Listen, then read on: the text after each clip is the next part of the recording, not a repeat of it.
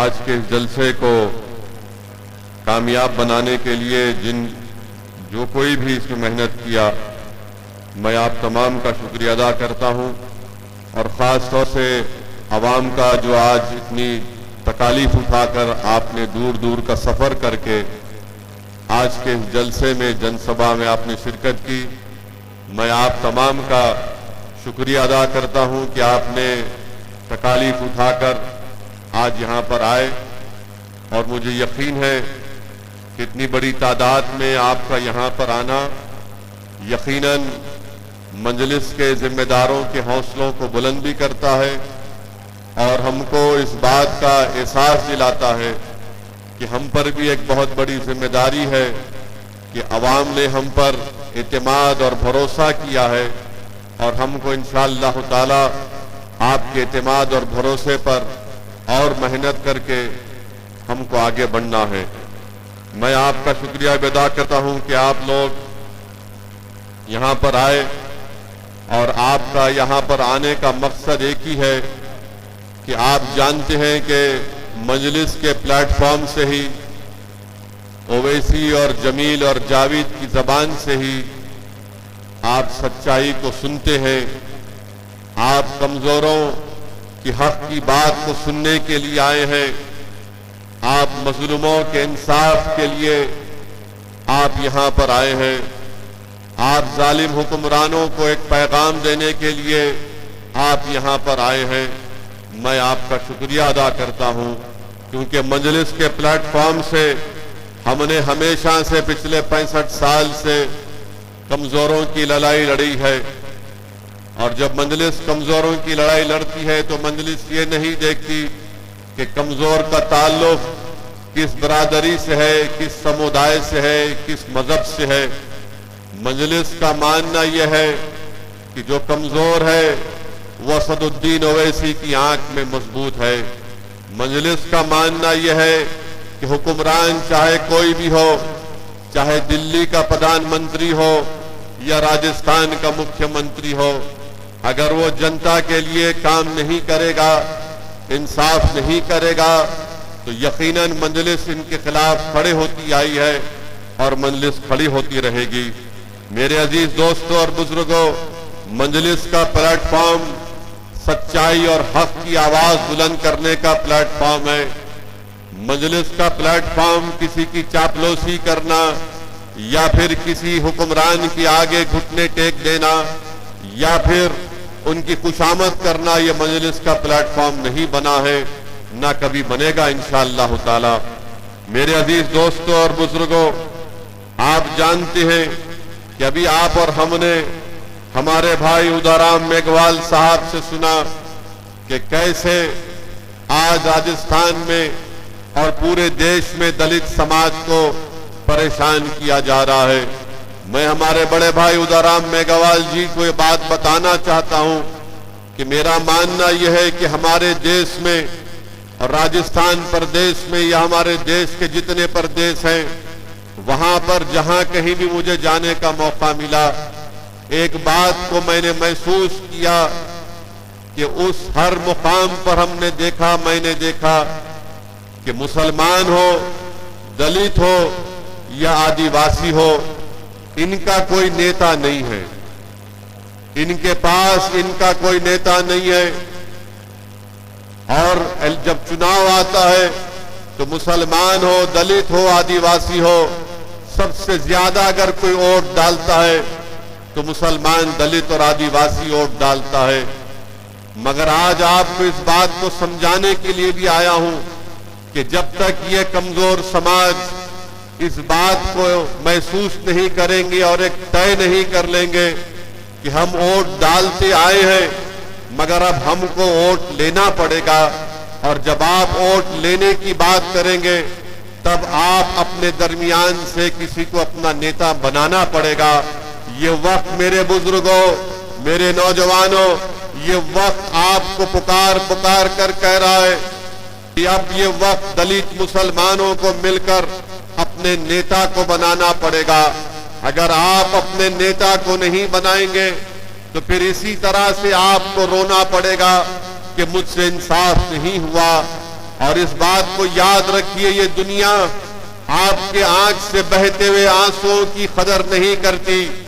ये दुनिया और इस दुनिया पर हुक्म सादिर करने वाले हुक्मरान उसी वक्त लोगों अवाम से डरते हैं जब अवाम उनकी आंख में आंख डालकर उनसे कहेगी कि अगर तुम हमारा हक नहीं दोगे तो हम तुमको सत्ता से हटा देंगे, तुमको कुर्सियों पर बैठने नहीं देंगे जब तक कि तुम हमारी मसाइल को हमारे काम को नहीं करोगे। तो इसीलिए मेरे अजीज दोस्तों, यही पैगाम हमारा है कि अब हम बहुत रो लिए। 50-60 साल आपने कांग्रेस को कभी वोट दिया तो कभी भाजपा को दिया, आपने बीजेपी को दिया, फिर आपकी आंख में आंसू जारी रहते हैं, आपको तकलीफ होती रहती है। बताइए मेरे अजीज दोस्तों, आप सिर्फ चुनाव में वोट डालेंगे और फिर 5 साल तक हम रोते रहेंगे क्या? मैं आपसे ये बताने आया हूं कि जिन पार्टी के लीडर्स ने, जिन पार्टियों ने हमको रुलाया है, आज असदुद्दीन ओवैसी आपसे कह रहा है कि आप मुत्तहिद हो जाओ, अपने नेता को बनाओ, एक हो जाओ। तो आप देखेंगे कि जिन्होंने हमारे ख्वाबों को चुकनाचूर किया, जिन्होंने सत्ता में बैठकर हम पर जुल्म बरसाया, जिन्होंने सत्ता में बैठकर हमारे खून की होली खेली, जिन्होंने दलितों को, मुसलमानों को और कमजोरों को, चाहे वो कमजोर हमारा हिंदू भाई क्यों ना, उनका नहीं दिया। तो याद रखिए, जब तक कमजोर से इंसाफ नहीं होगा उस वक्त तक अमन कायम नहीं हो सकता। जब तक कमजोरों को उनका हक नहीं मिलेगा उस वक्त तक कोई सत्ता में खामोशी से नहीं बैठ सकेगा। आज वक्त है मेरे अजीज दोस्तों और बुजुर्गों कि हमको एक होकर मजलिस को मजबूत करिए। हमारे भाई उदाराम मेघवाल ने अपने भाषण में जितेंद्र मेघवाल का जिक्र किया कि सिर्फ मूंछ रखने पर और किसी एक मटके से पानी पीने पर उसकी हत्या कर दी गई। अरे ये आजादी का अमृत उत्सव हम मना रहे हैं। भारत को आजाद होकर 75 साल हो चुके हैं और जिस भारत को संविधान जिसने बनाया अपने खून पसीना देकर, जिसमें रातों में जाग जाग कर जिसने संविधान का एक एक लफ्ज लिखकर उसको संविधान बनाया, आज उसी संविधान बनाने वाले बाबा साहेब अम्बेडकर के उन्हीं के मानने वालों को आप पानी के मटके को हाथ लगाने पर उनकी जान ले ली जाती है राजस्थान में। बताओ ये कौन सा आजादी का अमृत उत्सव हम मना रहे हैं? अरे बाबा साहेब अम्बेडकर का नाम लेते हुए थकते नहीं कांग्रेस और बीजेपी वाले, मगर ये जितेंद्र मेघवाल को जब मार मार कर उसकी जान ले ली गई तो कहां गई तुम्हारी जबानें, कहां गई तुम्हारे मोहब्बत के अल्फाज संविधान बनाने वाले के लिए? मेरे अजीज दोस्तों और बुजुर्गों, ये हत्या ये बता रही है, अगर आज जितेंद्र मेघवाल जिंदा होता तो वो पुकार पुकार कर कहता कि हाँ हम पढ़ लिख तो लिए, हमने रिजर्वेशन तो हासिल कर लिया, मगर हमारा कोई नेता नहीं था जो मुझे मेरी जान लेने वालों से मुझे अपने आप को बचा लेता। इसीलिए मैं आपसे अपील कर रहा हूं कि आप अपने नेता को बनाइए। हम हमारे भाई उदाराम मेघवाल साहब से भी अपील करेंगे कि आप भी हमारा साथ दीजिए। आप जहां पर खड़े होंगे हम आपके साथ खड़े होने को तैयार हैं। मेरा मानना यह है कि याद रखिए, जब तक कमजोर नहीं मिलेंगे उस वक्त तक जुल्म खत्म नहीं होता है। जब तक कमजोर एक जगह पर हाथ में हाथ और दिल को नहीं मिलाएंगे उस वक्त तक जालिम अपना जुल्म खत्म नहीं करता। जब कमजोर मिल जाएंगे तो जालिम का महल चुकनाचूर होकर रह जाएगा। जब कमजोर मिल जाएंगे तो जालिम इख्तिदार पर नहीं रहेगा बल्कि कमजोर सत्ता में आएंगे। ये वक्त का तकाजा ये है कि हम मिलकर अपनी कोशिशों को जारी और सारी रखें। मैंने कल रात में भी कहा था और आज भी कह रहा हूं कि दलितों को, मुसलमानों को हमारे गुज्जर भाइयों से सबक हासिल करना पड़ेगा, जाटों से सबक हासिल करना पड़ेगा, राजपूतों से सबक हासिल करना पड़ेगा। जब राजपूत अपनी नेता को बनाते हैं, कोई उनका नेता भाजपा में होता है, कोई कांग्रेस में होता है, तो किसी को तकलीफ नहीं होती है। जब जाटों का नेता कांग्रेस में होता है और बीजेपी में होता है तो किसी को तकलीफ नहीं होती है। जब इन समाजों का बड़ा बड़ा नेता हर पार्टी में मौजूद है, मगर जब दलित खड़े होकर कहता है कि मैं मेघावाल को अपना नेता बनाऊंगा, जब मुसलमान खड़े होकर कहता है कि हाँ ओवैसी जो बात कह रहा है कि राजस्थान में मुसलमानों का नेता होना चाहिए, तो सबके पेट में दर्द शुरू हो जाता है। अरे जब गुज्जर का नेता हो सकता है, राजपूत का नेता हो सकता है, जाट का नेता हो सकता है, अरे हर बरादरी का नेता हो सकता है, तो क्यों नहीं राजस्थान के दलित और मुसलमान अपना नेता बनाते हैं? बनाओ अपने नेता को। क्या आप अपने नेता को बनाएंगे? क्या आप अपने नेता को बनाएंगे? ये नेता आपके दरमियान से उठेगा, कोई आसमान से आने वाला नहीं है। आप कोई जमीन के नीचे से निकल कर नहीं आएगा, वो तुम्हारे दरमियान से उठेगा। उसको तुमको अपना नेता बनाना पड़ेगा।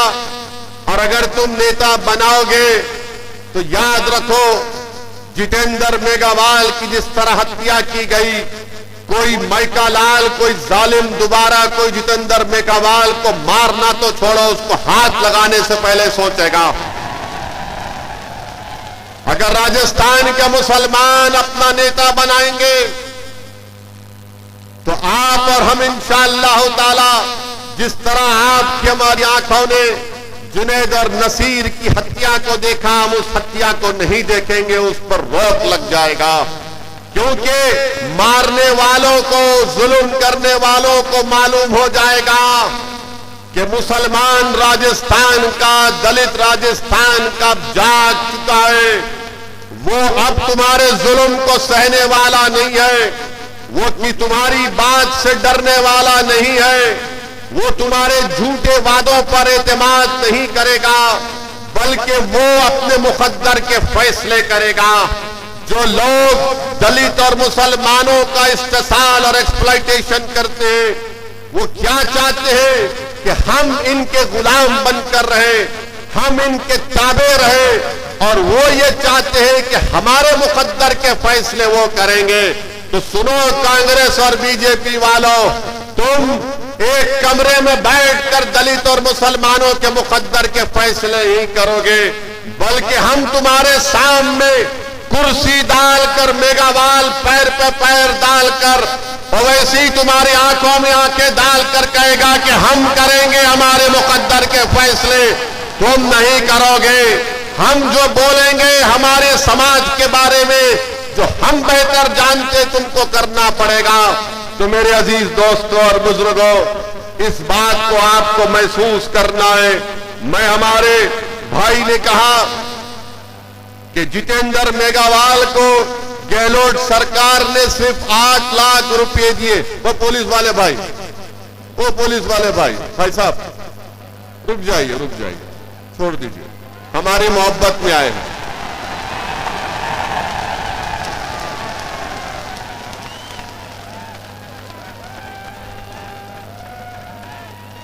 आप आराम से बैठिए। मोदी जी की रैली में, अशोक गहलोत की रैली में इतना खरीब तो आ भी नहीं सकता। बहुत दूर बिठाते जनता को, बहुत दूर। आप इतना करीब आ गए, मुझे यकीन है कि हमारे अल्लाह हमारे दिलों को मिला देगा इंशाअल्लाह। हमारे पुलिस के भाई बिल्कुल फिक्र मत करिए, कुछ नहीं होगा मुझे, आराम से।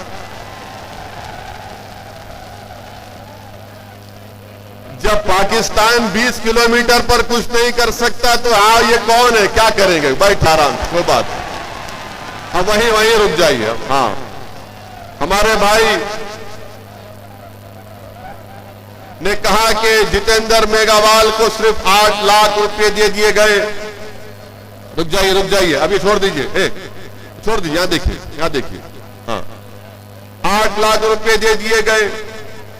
हम पूछना चाहते हैं अशोक गहलोत मुख्यमंत्री साहब से, अशोक गहलोत साहब, जितेंद्र मेघवाल की जान, कन्हैया लाल की जान, जुनैद और नसीर की जान एक ही जान है। इंसान की जान की कीमत अलग नहीं हो सकती है नाम की बुनियाद पर।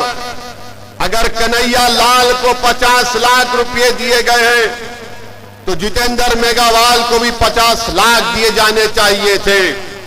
अगर कन्हैया लाल को 50 लाख दिए गए थे तो जुनैद और नसीर को भी 50 लाख मिलने चाहिए। इंसान इंसान होता है। मजहब के नाम पर इंसान की जान की कीमत में कमी या बढ़ाई नहीं की जा सकती है। मैं राजस्थान के मुख्यमंत्री अशोक गहलोत साहब से कहता हूं कि यकीनन जिन्होंने कन्हैया लाल को मारा वो आतंकवादी थे, जिन्होंने जितेंद्र मेघवाल को मारा वो भी आतंकवादी है, जिन्होंने जुनैद और नसीर को मारा वो भी आतंकवादी है। ये सब मारने वाले आतंकवादी हैं। इन आतंकवादियों को निकाल कर उखाड़ कर फेंकना हमारी जिम्मेदारी है। मगर अशोक गहलोत मुख्यमंत्री सिर्फ कन्हैया लाल के कातिलों को आतंकवादी कहते हैं। अशोक गहलोत साहब, जो इंसान का कत्ल करता है वो आतंकवादी है। उसका नाम चाहे कुछ भी हो वो आतंकवादी हो जाता है। मगर राजस्थान के मुख्यमंत्री, आप देखिए कि जुनैद और नसीर को आप क्या देते हैं, 15 लाख देते हैं 3 स्कीम के तहत, और गवर्नमेंट की नौकरी नहीं दी जाती उनके पीड़ित परिवार को। मेरे अजीज दोस्तों और बुजुर्गों, हम अशोक गहलोत मुख्यमंत्री से पूछना चाहते हैं कि आपके दिल में ये सोच कैसे पैदा हो गई कि कन्हैया लाल का कातिल आतंकवादी है, जुनैद और नसीर और जितेंद्र मेघवाल के कातिल आतंकवादी नहीं है। अशोक गहलोत, अपनी सोच को बदलो। तुम पूरे प्रदेश के मुख्यमंत्री हो, तुम्हारी नजर में सब बराबर होने चाहिए। तुमको अल्लाह ने मुख्यमंत्री बनाया इंसाफ करने के लिए, मगर तुम मुख्यमंत्री होकर भी इतने बड़े ओहदे पर रहकर भी अशोक गहलोत, तुम अपने छोटेपन का मुजाहरा क्यों कर रहे हो?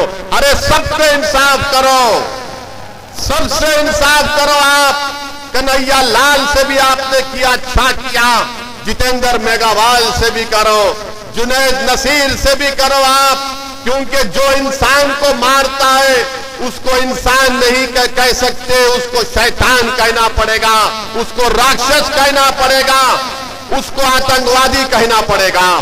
हम मुख्यमंत्री के सोच की मजम्मत करते हैं, कितना बड़ा प्रदेश के मुख्यमंत्री हैं और सोच इतनी छोटी उनकी क्यों हो गई, ये आपको फैसला करना है। मेरे अजीज दोस्तों और बुजुर्गों, जब जुनैद और नसीर की हत्या कर दी गई तो जमील खान ने हमसे कहा कि साहब आपको हैदराबाद से निकलकर घाटमीका को आना पड़ेगा। मैंने कहा मैं जरूर आऊंगा। मैं हैदराबाद से निकला और फिर हम लोग घाटमीका गए। जुनैद के पीड़ित परिवार से हमने मुलाकात की। क्या आप जानते हैं मेरे अजीज दोस्तों और बुजुर्गों कि जुनैद के 7 बच्चे हैं। जुनैद का बड़ा भाई पागल है, नींद पागल है, उसके भी 6 बच्चे हैं, यानी 13 बच्चों की जिम्मेदारी जुनैद की थी और जालिमों ने जुनैद का कत्ल कर दिया, बल्कि ले जाकर जिंदा जुनैद को जला दिया नसीर के साथ। आप बताइए, हमने इस बात का डिमांड किया था कि अशोक गहलोत जयपुर से निकलकर घाटमीका क्यों नहीं जाते।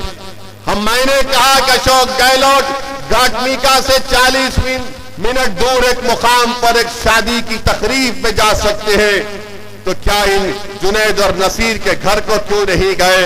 मैं बोलता रहा तो अशोक गहलोत साहब को थोड़ी शर्मिंदगी महसूस हुई निकल कर गए और जाकर जुनैद और नसीर के घर को उनको जाना पड़ा। ये हमारी पहली कामयाबी है। अगर आप अपना नेता पैदा कर लेंगे तो याद रखो जुनैद और नसीर जैसी हत्याएं खत्म हो जाएगी और हर कोई आपसे डरेगा। वरना आज राजस्थान हो या देश हो, बीजेपी और कांग्रेस ये समझती है कि मुसलमान और दलित और कमजोर ये लावारिस है, ये हमको छोड़कर कहां जाएंगे। अरे मैं आप तमाम से कह रहा हूं कि हम लावारिस नहीं हैं, हम किसी के मोहताज नहीं हैं। अगर हम मोहताज हैं तो रब्बे करीम के मोहताज हैं, हम इंसानों के मोहताज न थे न कभी रहेंगे, खुदा ना खास्ता। अल्लाह हमारे लिए काफी है। मगर ये बीजेपी और कांग्रेस के लोग ये समझते हैं कि ये लावारिस हैं, इनको छोड़ दिया जाए, ये कहीं पर नहीं जाएंगे। अरे अब तुम जाग जाओ कांग्रेस और बीजेपी वालों, अब राजस्थान की राजनीति में एक विकल्प पैदा हो चुका है, उसका नाम मजलिस इत्तेहादुल मुस्लिमीन है। और हम तमाम 36 बरादरियों के पास जाकर बात करेंगे, हम दलित भाइयों से बात करेंगे, उन सबको साथ लेकर आगे बढ़ेंगे। ये कांग्रेस और बीजेपी मैच फिक्सिंग करती है कि 5 साल अशोक गहलोत और 5 साल महारानी बैठेंगे। अब ये नहीं चलने वाला है, ये नहीं चलने वाला है। अभी आप जो घर में बैठकर बोलते हैं कि 5 साल मैं बैठता हूं, 5 साल तुम बैठ जाओ, अब कोई नहीं बैठेगा। अब तुम्हारी कुर्सी पर हमारी नजर है, अब हमारी कुर्सी पर हम बैठेंगे, तुमको नहीं बैठने देंगे हमारी कुर्सी पर। तुमने 60 साल हमारी कुर्सी पर बैठकर हम पर जुल्म किया, तुमने इंसाफ नहीं किया। अब तुम्हारी कुर्सी पर हमारी नजर है और हम अपनी कुर्सी को हासिल करेंगे इंशाअल्लाह ताला। हम अपनी आवाज को राजस्थान की विधानसभा में भी जाएंगे। अगर हमारा ये भाई मेघावाल जीत जाता तो राजस्थान की असेंबली में एक तूफान मच जाता। मगर क्यों जीतने नहीं दिया? क्योंकि जानते हैं कि गुलामी नहीं करेगा, ये सच्चाई को बयान करेगा, इसलिए रोकते हैं।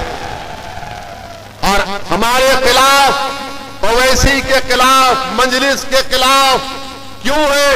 क्योंकि जानते हैं कि ये सरफिरा है, किसी के बाप को सुनने वाला नहीं है। ये वो जानते हैं कि मैं ताकत के आगे झुकने वाला नहीं हूं, मैं दौलत के आगे बिकने वाला नहीं हूं, मैं अपने जमीर को, अपने ईमान को बेचने के लिए तैयार न था, न कभी रहूंगा इंशाअल्लाह ताला।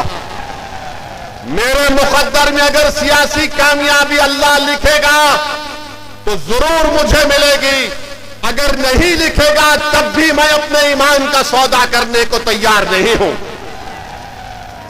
आप मेरा साथ दे या ना दे, मगर मैं तुमको चाहने वाला हूं, मैं तुम्हारा दीवाना हूं, मैं तुम पर मर मिटने वाला हूं।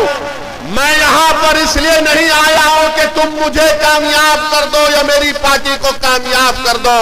मैं तुमको इस बात का यकीन दिलाने आया हूं कि तुम अगर मेरी तरफ एक नजर भी नहीं देखोगे, मगर मैं तुम्हारे लिए लड़ता रहूंगा और तुम्हारे लिए मर जाऊंगा, मिट जाऊंगा। मेरे अजीज दोस्तों और बुजुर्गों, मेरे इस अल्फाज को याद रखो, मेरे इस अल्फाज को याद रखो। मैं जज्बात में लाने के लिए नहीं कह रहा हूं, मैं ये तय कर चुका हूं कि अल्लाह ने मुझे जब यहां तक लेकर आया है तो मेरा काम यह है कि मैं मजलूमों की आवाज बनूं, उनकी तकालीफ को उठाऊं, आपके दिलों से डर को निकालो, डर को निकालो अपने दिलों से। मेरे मुसलमान भाइयों, मेरे दलित भाइयों और बहनों, अपने दिलों से डर को निकालो। तुम क्यों डरते अशोक गहलोत से? तुम क्यों डरते नरेंद्र मोदी से? डर को निकालो। एक बार तुम डर और खौफ को निकालकर बाजू फेंक दो देखो तुम्हारे सामने कामयाबियां तुम्हारे कदम को चूमेगी। मगर हमारा मामला यह है मुसलमानों का कि जैसा चुनाव करीब आएगा तो हमारे दरमियान में आकर कोई बोलेगा, अरे कैसा होगा यार, हम कैसे जीतेंगे, हम कितना जीत पाएंगे। अरे क्या तुम भूल गए बदर के मैदान को? क्या तुम भूल गए बदर के मैदान को? अगर तादाद कामयाब करती तो फिर बदर में कामयाबी नहीं मिलती। कामयाबी मिलेगी कब मिलेगी? जब अपने दिलों से डर को निकालोगे और रब करीम पर पूरा तवक्कल करोगे तो कामयाबी तुम्हारे पास दौड़ कर आएगी। अगर तुम समझोगे कि नहीं मेरे पास ये नहीं है वो नहीं है, याद रखो मेरी इस बात को, अक्लमंद को मंजिल नहीं मिलती, दीवाने को मंजिल मिल जाती है। तो दीवानगी पैदा करो। अकल से पूछेगी तो अकल बोलेगी किससे मुकाबला करेगा? मोदी से, गहलोत से। जब दिल से पूछोगे तो दिल बोलेगा प्यारे, जब प्यार किया तो डरना क्या, कूचा आग में। मैं तुमसे ये नहीं कह रहा हूं कि राजस्थान के सहरा में तुम बारिश बरसा दो। मैं तुमसे ये बात नहीं कह रहा हूं कि राजस्थान के सहरा में तुम गुलाब को उगा दो। मैं तुमसे ये नहीं कह रहा हूं कि कल सूरज को निकलने मत दो। मैं तुमको सिर्फ यही पैगाम देने आया हूं कि खुदा के लिए अपने दिलों से इन लोगों का डर निकालो, डर निकालो, डर निकालो। तुम जब डर निकाल दोगे तो नतीजे की फिक्र करना छोड़ो, अल्लाह का काम है। आज तुम कोशिश करो, कल हमको कामयाबी इंशाअल्लाह ताला हमको मिलेगी। मेरे इज्जतदार दोस्तों, बुजुर्गों, आपको यह भी बताने आया हूं कि हमको बताया गया, अभी आपके बुजुर्गों ने बताया कि प्रोहिबिटेड एरिया है जहां पर आपको जाने नहीं दिया जाता है, 6 पुलिस स्टेशन का। तो इंशाअल्लाह ताला मैं एक मालूमात हासिल करके वो कोशिश करूंगा कि उसमें आपको परमिशन मिल सके। उसका तरीक़ेकार क्या है मैं मालूम करके उस पर काम करूंगा। मैं आपसे वादा करता हूं इंशाअल्लाह ताला इस बात पर। दूसरा हमसे कहा गया कल, दूसरा हमसे कहा गया कि यहां पर आप जानवर भी जाते हैं, बकरे जाते हैं और फिर बकरों का रेट नहीं मिलता, 6-6 हजार रुपये कम मिलता है। तो हम पूछना चाहते हैं अशोक गहलोत की सरकार से कि अशोक गहलोत की सरकार ने एक स्कीम निकाली थी, उस स्कीम का नाम था गौ सेवा सेस, यानी टैक्स, एक नया टैक्स उन्होंने गौ सेवा के नाम पे शुरू किया। 2019 और 22 में अशोक गहलोत सरकार को 3 साल में 2170 करोड़ रुपए मिले।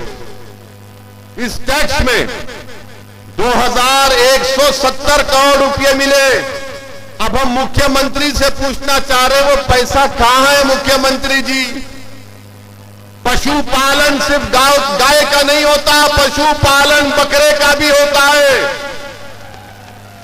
बताओ फिर वो 2170 करोड़ रुपया आपने क्यों इस्तेमाल नहीं किए? क्या इनके पास जो एक मुसलमान एमएलए जीत कर आए हैं वो मुंह नहीं खोलते? और अगर कोई उनके पास, यहां के मौजूदा विधायक के पास अगर कोई जाता है काम करने के लिए तो वो पूछते हैं कि अभी हमारे भाई ने बताया, उदाराम जी ने, एक लिस्ट तो लेकर आए कि तुम्हारे गांव से मुझे वोट नहीं मिला। क्या नाम है एमएलए साहब का?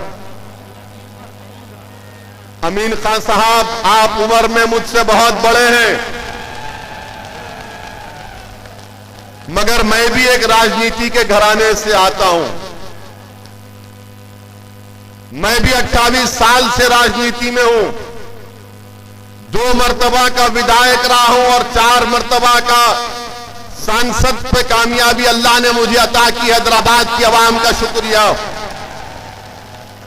अमीन खान साहब, जरा मेरी बात को सुनो। अगर आपके यहां पर लोग हैं, मुझे यकीन है कि आप बिजाए होंगे कि देखो ये भड़काऊ भाषण क्या देता है। अब आपको हम भड़काऊ भाषण दे रहे हैं अमीन खान साहब। मैं भी इलेक्शन जीतता हूं। हैदराबाद में हमारे दफ्तर का नाम दारुल सलाम है। खुला दफ्तर है, कोई दरवाजे नहीं है, कोई भी आकर मुझसे मिल सकता है, कोई सिक्योरिटी नहीं, कोई रोक टोक नहीं। इलेक्शन जैसा खत्म हो जाता, मेरे पास बीजेपी के, कांग्रेस के वो तमाम लोग आते जो मेरे मुखालिफ में इलेक्शन में काम किए थे, और मैं अपनी जबान से कभी उनको ऐसा भी नहीं कहता हूं कि क्यों आए यहां पर, बल्कि इज्जत देकर उनको बिठाता और पूछता, बोलो क्या काम है तुम्हारा।